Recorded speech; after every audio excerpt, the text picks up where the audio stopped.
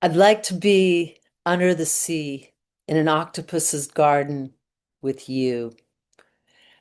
Welcome to Soul Arts Experience and How To. I'm your host, Mary-Lawrence Bevington. Today we're going to talk about the Beatles Anthology as 3 points in a poem.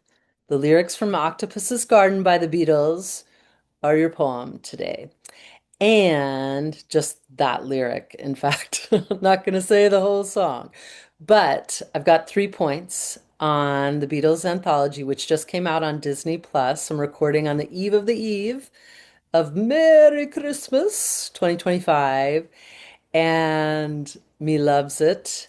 So I'll talk a little bit about the legacy. That's point one. And then point two is about the creative process. And point three is about humor, my favorite topic. So, legacy. I super fell in love with the Beatles anthology. I fell in love with the Beatles when I was 9. I think that was the first time. Might have been even before I was 9, but I was a single digit age. I know I was young. And Beatles Anthology first came out in 1995. Come September 1996, it was a 10 VHS tape anthology that you could purchase, keep forever. You could go down to Blockbuster Video or somewhere like that and rent it. You could have it in your world without even paying a subscription. Pretty cool stuff. And what I love, love, love about this new version on Disney Plus, I don't work for them, but I will say them probably one more time in this video, is that there's so much legacy from the surviving Beatles as well as their offspring and widows. And so main producers are Paul McCartney, Ringo Starr, top build producers. And then the second build producers are George Harrison's widow, Olivia Harrison, and Sean Lennon, John Lennon's second son. His first son is Julian. And I believe Sean often goes by Sean Ono Lennon, and that's got a whole backstory. We'll save it for another video. And then also Giles Martin, George Martin's son. And when George Martin was still alive, they collaborated a lot.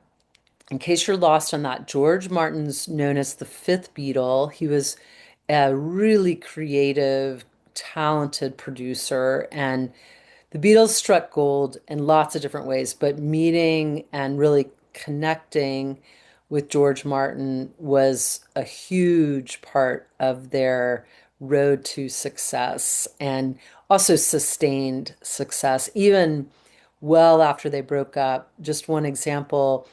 George and his son Giles collaborated to create the score for Cirque du Soleil's Love, which was in residency in Las Vegas for up until July. In fact, Ringo Starr's birthday, July 7th, 2024. And I saw it way too many times. I'm sort of embarrassed to tell you the amount of times I went to see that show. I just loved it. I loved love. And but Giles Martin's the music supervisor for Beatles Anthology, and so much legacy there. Plus, you get a sense of their creative process.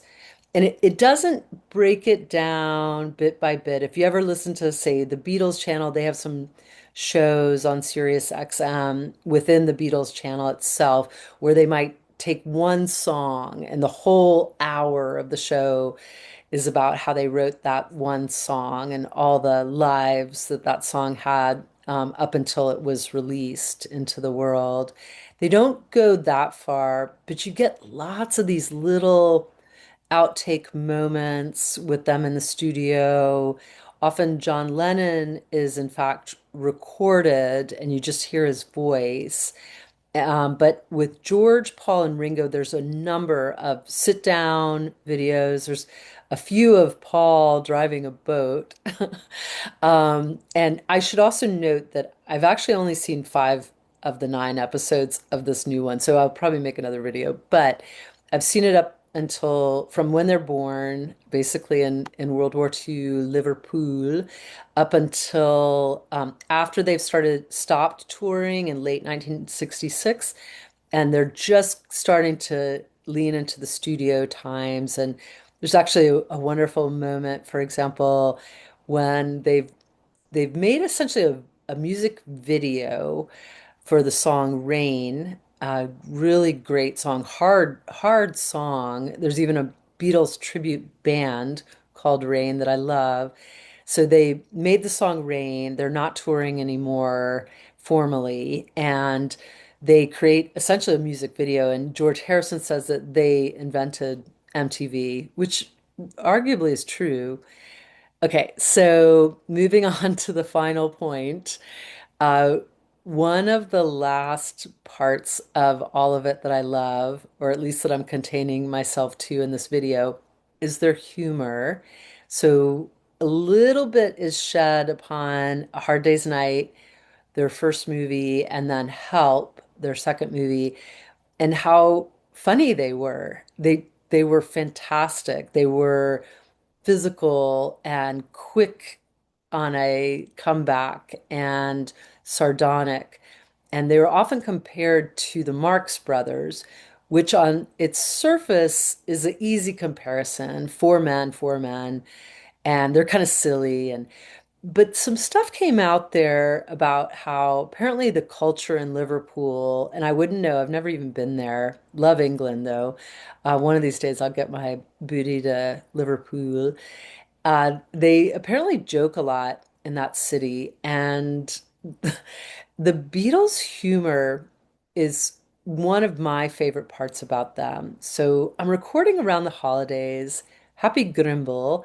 I always say that to people because one of the things I did when I was little was I'd listen to the Beatles' Christmas messages because they played on the college radio station that I could catch at my house.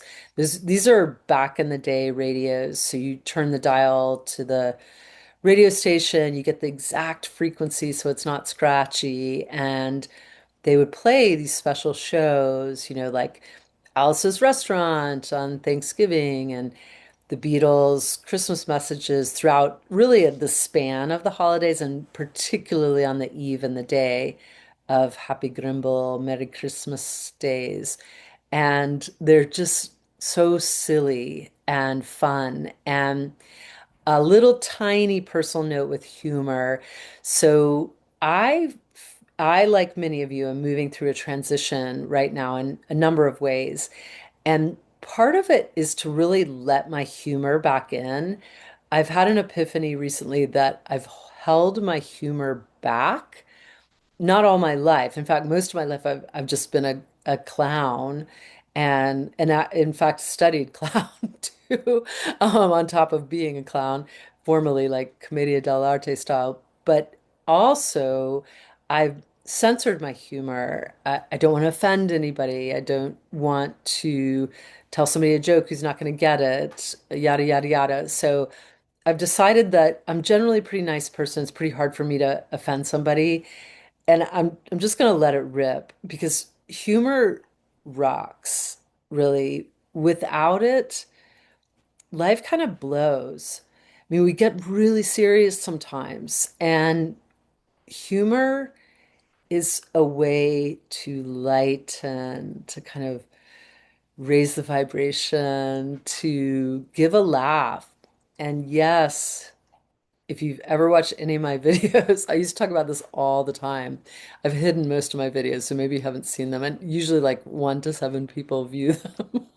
So, but anyway, I'm growing my audience to 1 million. I'm gonna get those special glasses like Jimmy Kimmel has. So on that note, I've got a little prompt for you. If you have access to the database and you know a dad joke, please put it in the comments and I'm collecting them. And there will not be an exam on this. I'm just collecting the jokes. And you will get extra points and gold stars if you have one that has to do with the Beatles, the Fab Four. And with that, this is first probably of one of two, maybe three on the Beatles Anthology because I love it. It's just 9 hours of happiness, basically, and maybe some sadness. Actually, probably a lot of sadness here and there. Okay, I think that's all we need to do today. Thanks for stopping by. Interact. So if you like, you subscribe, you make comments, you can talk to each other. Please be nice. It's my main rule, no harming. That means that somehow secretly the computer people inside of the computer sort of like figure out like, oh man, we gotta give this person some attention. And then it's called an algorithm. So it's like a rhythm guitar, but it's an algorithm. So yeah, so you got to do all that stuff to make that happen. Okay, thanks so much for being here. I'll catch you around the bend.